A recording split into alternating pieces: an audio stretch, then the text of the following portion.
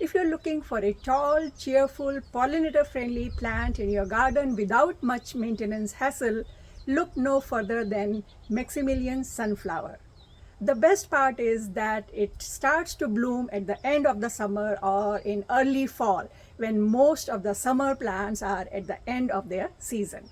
Hi, this is Ruchi, and let's talk about propagating and taking care of Maximilian Sunflower.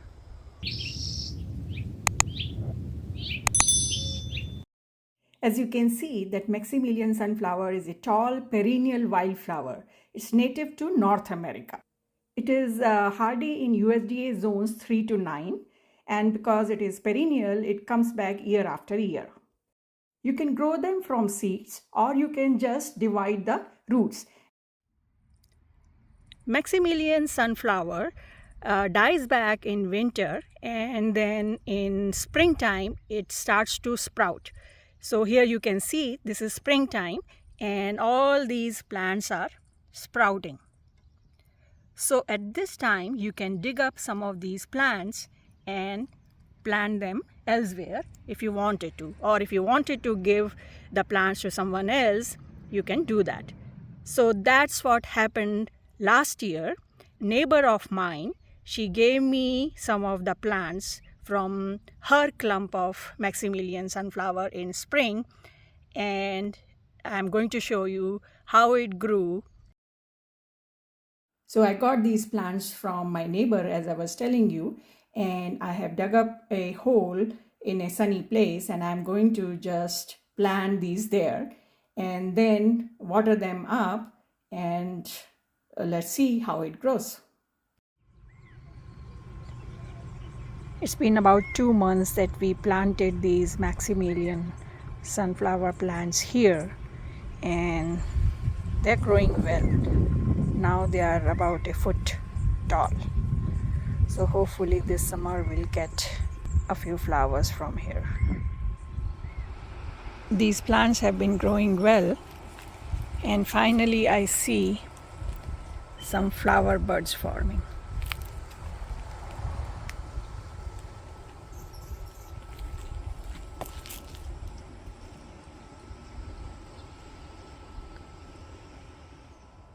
And now they have started blooming. And one of the branches is so heavy because of the flowers that it is kind of flopping on the side, but that's fine. That's how nature is. These look so tall and so beautiful. So now that the plants are established, not much needs to be done. You know, in winter, the plants will die back. But before that, actually, they will produce seeds. And I'm going to collect those seeds too. And I will propagate more plants from those seeds. But then once they die back, I'll cut it off, you know, all the branches almost to the ground.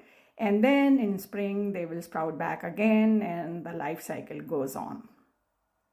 So it's really easy. It needs to be located in a sunny location, and the water needs are minimal. Now that the plants are established, they have big roots and they also spread heavily. So you have to make sure that, you know, you don't plant them near your other plants because they may take over or they may compete with other plants.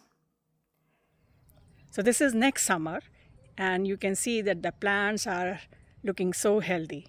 So they'll grow up, they'll produce flowers, I'll collect seeds, and then they'll die back in winter, and then in spring they'll sprout back again. So that's how the whole cycle goes.